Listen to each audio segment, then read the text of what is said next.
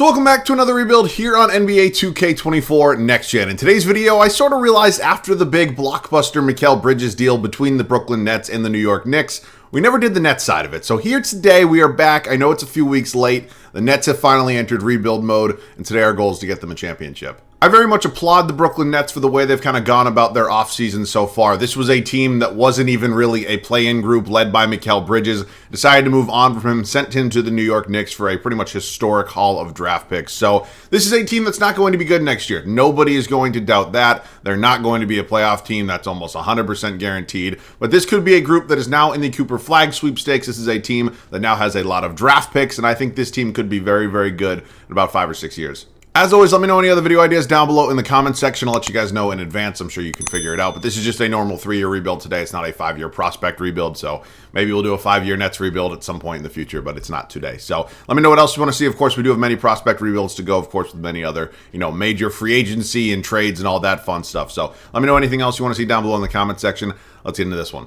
We're going to talk about kind of the new direction here for the Brooklyn Nets. This is now a group that is probably no longer trying to be competitive. Of course, the players probably still want to win, but everybody knows this is a tanking team. They are attempting to get Cooper Flag, and this is now a team with draft assets. So that's not something you could say about the Brooklyn Nets too long ago. They went all in with that super team just a few years back. Of course, injuries were absolutely detrimental to that. But, after moving on from those 3 players, they are now in a new era, no longer led by Mikal Bridges. And that's not a shot at Mikal Bridges. He's just not a number one. He was never going to be the face of this franchise. So good for them. I applaud them. Let's talk about this team a little bit because let's be honest, they're not going to be very good next season. I think they're going to be a team that is basically selling at the deadline 100% guaranteed. And I really think that's what they should do. I think they should continue to move guys right now because I think they do have some players that could be really beneficial in some teams. So Dennis Schroeder, probably one of those guys that's going to end up being moved at some point. I don't know if it's going to be at the deadline. I don't know if the teams are going to be interested in him this offseason, but 31 years old,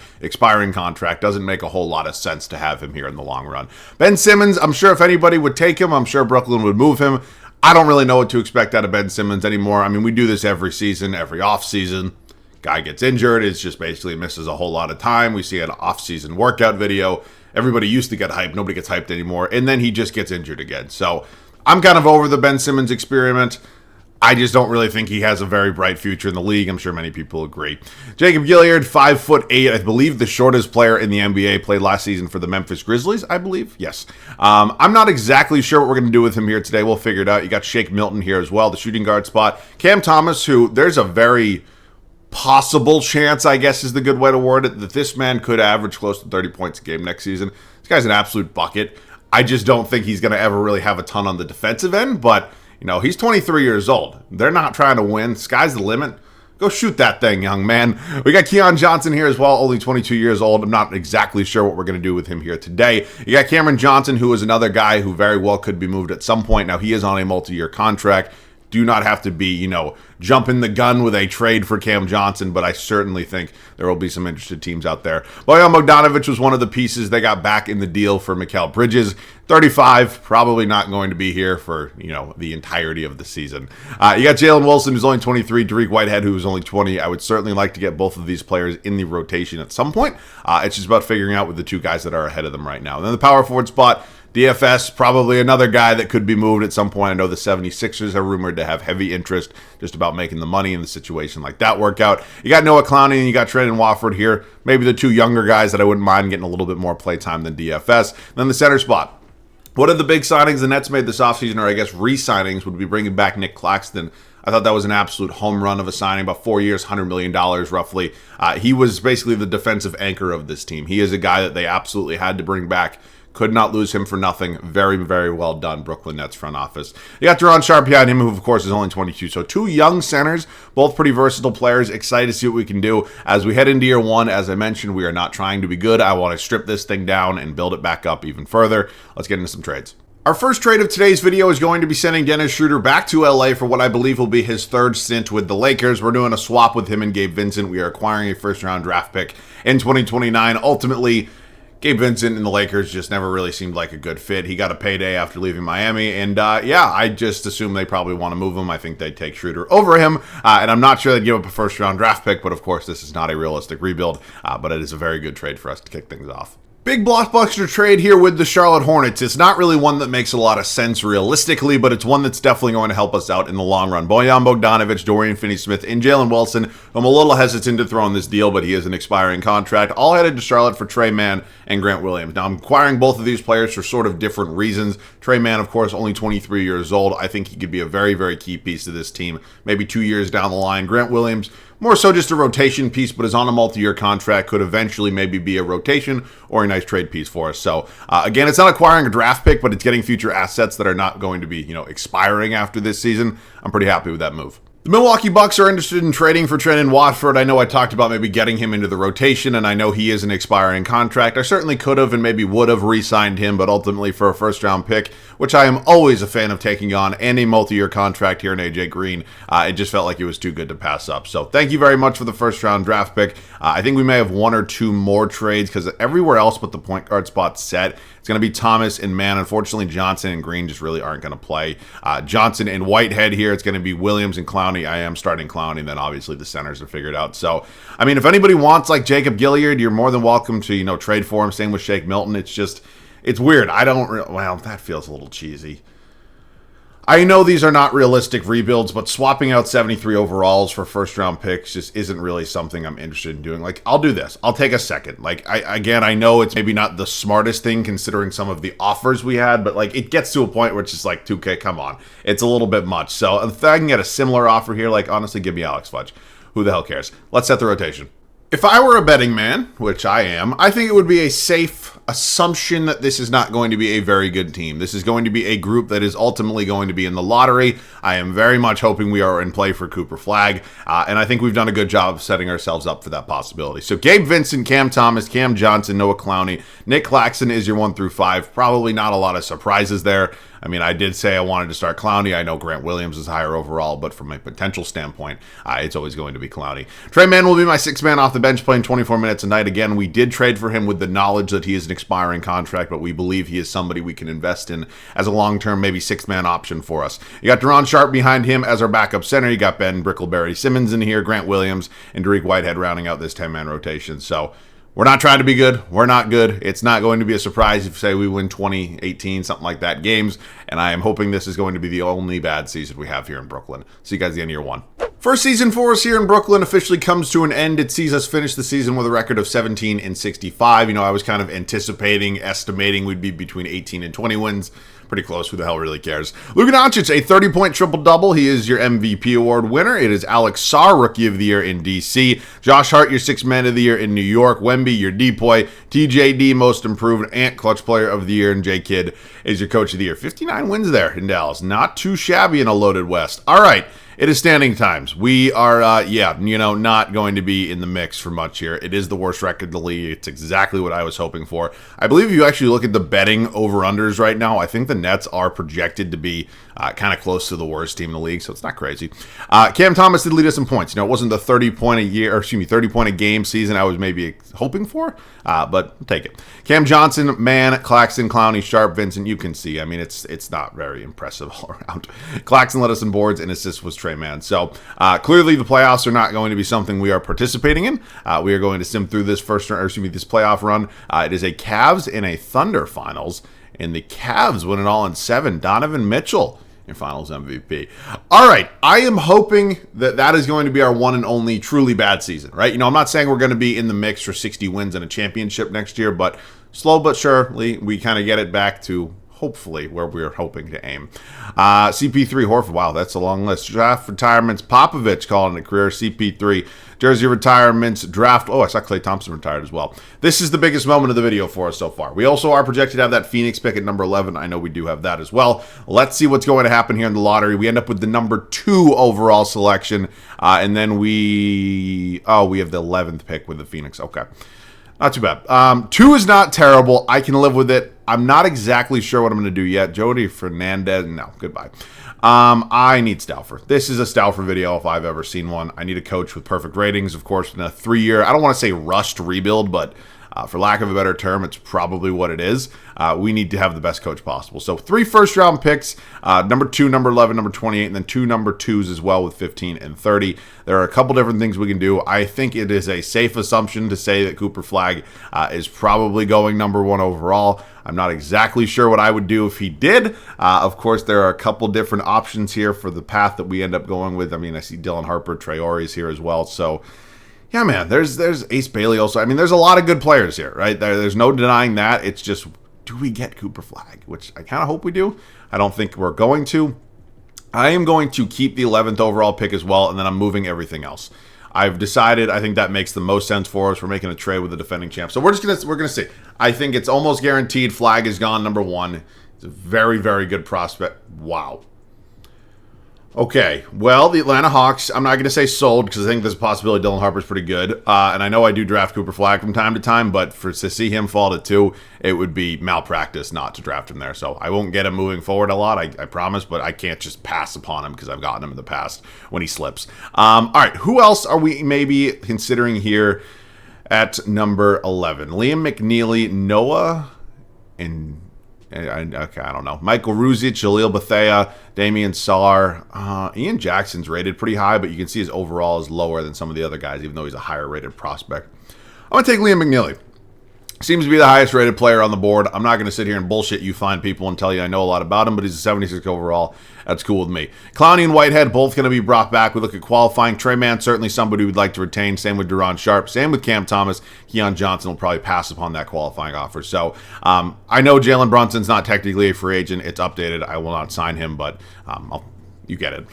This is not the greatest free agency class. There are certainly a lot of talented players here. Unfortunately, the majority of the guys like Mobley, Şengün, Suggs that I would maybe have a little interest in, even Jalen Green, they are all restricted free agents. So unless I want a 33-year-old Kyrie and run that back, or a 35-year-old Jimmy, I don't think this is going to be a crazy free agency class for us. So just looking at the state of the team right now, obviously a point guard is something we certainly could be in the market for. I think that would maybe be more in the trade department. We have obviously our own free agents to take care of. Cam Thomas looking for about 26.5 million annually. Certainly would like to retain Duron Sharp as well. And then I'm letting Simmons go. I'm good. I'm all set there. So yeah, and then Trey Mann wants about 12.5. So he'll take about his qualifying offer, which is cool. We get the 3 of these guys back. Everybody else basically just free to go, right? I'm all set with everything else that's sitting here right now. We get these 3 guys back. I think it is time to look for a trade.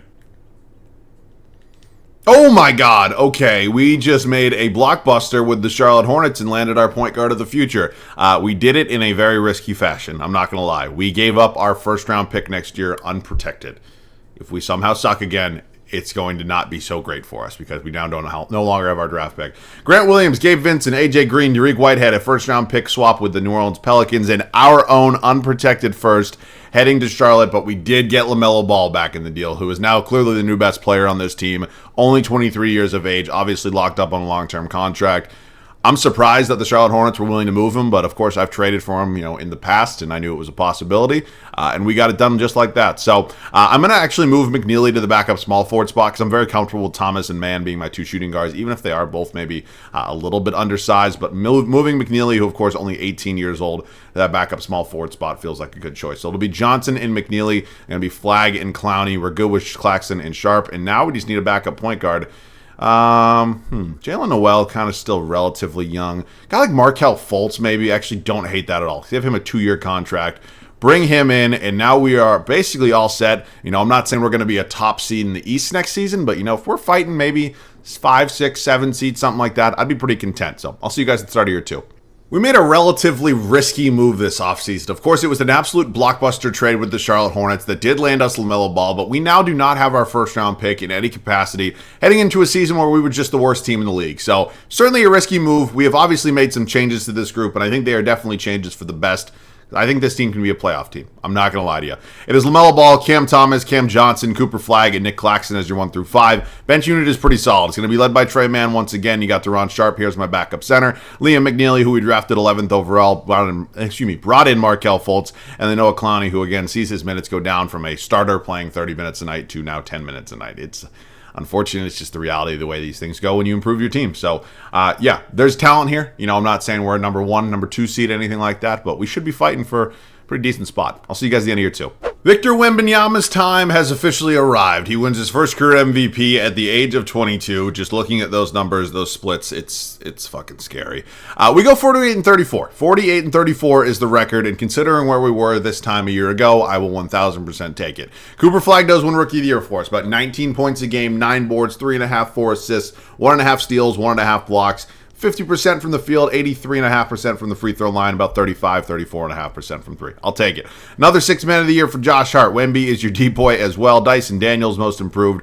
Wemby, also Clutch Player of the Year. And Will Hardy, head coach of the Jazz, who won Who the Fuck's in Utah? What? How? Did they just not... Okay, questions. Both of these players were in... restricted free agency last offseason. I didn't make an offer to either of them because I assumed, like I'm assuming many people did, that they would just get matched. It appears that is not the case unless they, you know what, I'm not even getting into it. We're the 2 seed here. Unexpected. 48 wins was maybe a few more. I thought this team would be around, 44, 45. 48's great. It really just kind of shows you the standard and the state of the East for 48 wins taking a 2 seed. But then there's a look at the West. All right, let's dive into the numbers a little bit. Points per game, led by LaMelo Ball. Cam Thomas, a number 2 option, Cooper Flagg. 3 guys around 19 plus points a game is fantastic. Johnson, Claxton, Mann, McNeely, Sharp, Fultz, and then Clowney. Boards led by Claxton, and assists was LaMelo, right? I think our leading assist man last year was I think it was Trey Mann at 3.5, 4. Now we have LaMelo averaging 10. Fantastic feeling. Now it is time for the playoffs. It is us and the New York Knicks, kind of a battle of New York going up against an old friend here in Mikal Bridges. No longer have Mitchell Robinson. Obviously, Isaiah Hartenstein has moved on. Chris Boucher, now they're starting center. Interesting. I think they have the best player in the series with Jalen Brunson. I think we might have a better starting 5, though. I'm not going to lie. Maybe not. I don't know. We're going to Game 7. We win. Wow. All right, Orlando, who I think could be a sneaky contender next year. Obviously, a lot of young talent here. Good veteran pieces with KCP. Also added DJJ. So that's not a team to really mess with. This is a team that can make some noise. We split the first 2, go up 2-1, up 3-1. Don't do this. Thank you. East Finals. Us and the 8 seed Celtics, who, obviously are extremely talented. I don't really know how they're an 8 seed. I'm surprised we didn't see them in the first round of the playoffs. I'll take it, though. Quick 2-0 lead for us. Okay. Wow. Now, this may be the end of the road. I'm not, trying to be pessimistic, but Austin Reeves here as well. I just know how good the Thunder are, especially in these sims. So I don't want to, be Debbie Downer, but I'm just trying to be somewhat... Okay. Fuck. Don't do this. Don't do this. Fuck. We're not going... Oh, God. We're going out sad, aren't we? Yep, we are kind of going out sad. Getting our backs blown out on our home floor, and it's going to be all she wrote. We end up losing the finals in year 2. Shai Gilgeous-Alexander, your finals MVP. I mean, again, all things considered, it's a good, successful year, right? We went almost from worst to first in one off season. So all things considered, I will take it, but damn. We traded away our draft pick. Obviously, it doesn't matter anymore. Let's sim through the lottery. It is the Magic who... How do they have that Phoenix pick? Shouldn't we have that Phoenix pick? What trade is that from? I don't know. Staff signing. Obviously, go with Mike Stauffer. He just, led us to a finals after being the worst team in the league. And now we are up to the draft, and we have no first-round picks. It's fine. I don't need this. So thank you very much, Thunder. And let's skip over the draft in its entirety. All right, team player options. Clowney, obviously coming back. We're going to do Terry now. We're going to pass on Terry Taylor.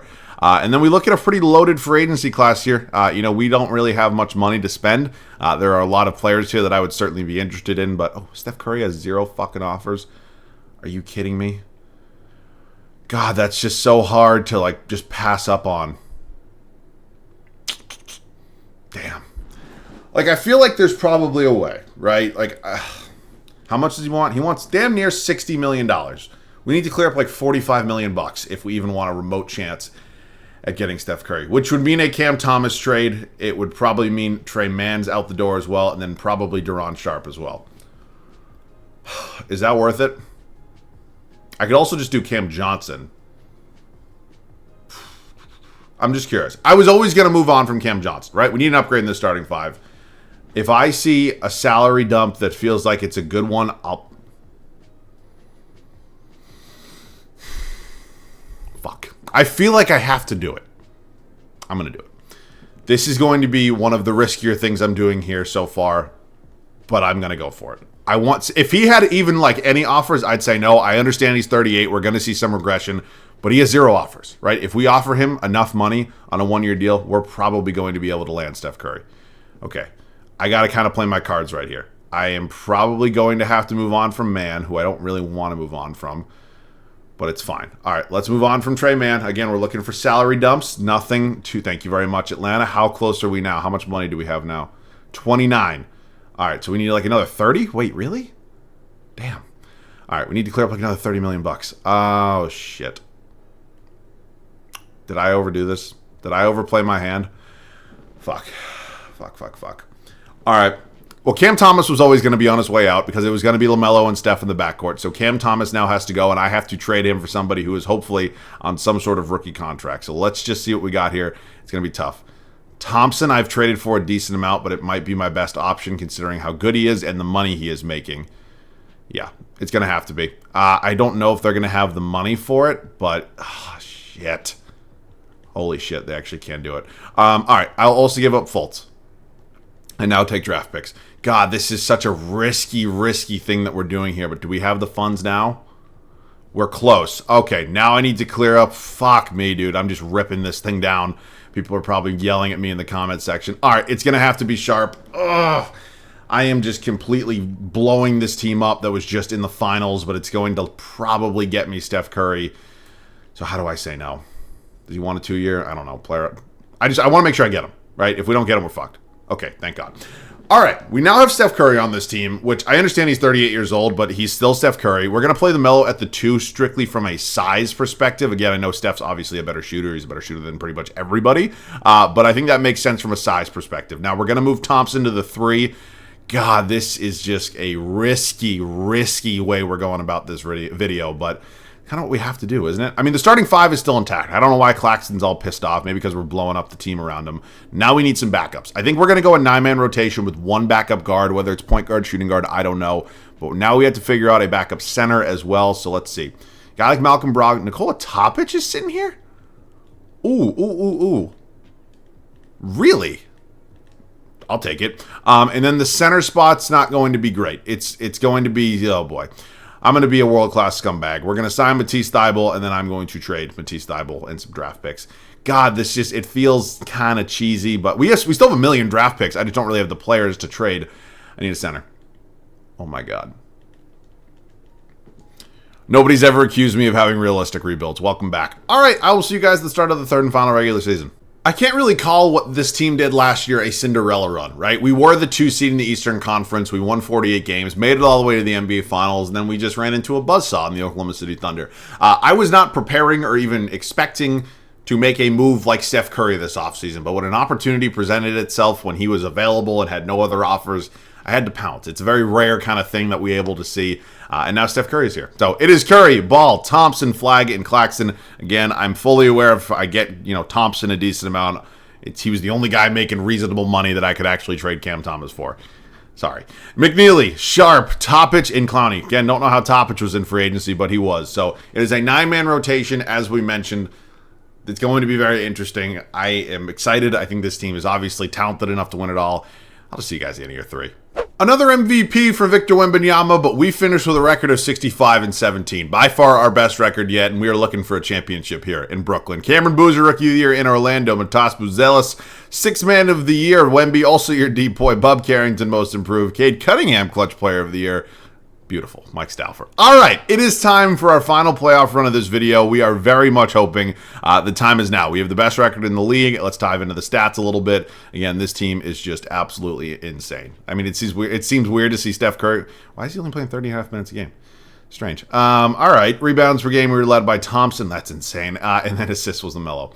First round of the playoffs. It is us and the Toronto Raptors. Quickly, Walter, Barrett, Barnes, and Pirtle. I think we can beat this team pretty easily. I'm not going to lie to you good people. I think we have this one in the bag. All right, quick 3-0 lead. We sweep. Moving on to East semis here. Philadelphia 76ers. Stephon Castle somehow here now. Paul George.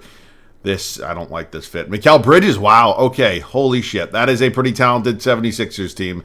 Oh, boy. Here we go. Up 2-1. 2-2. Up 3-2.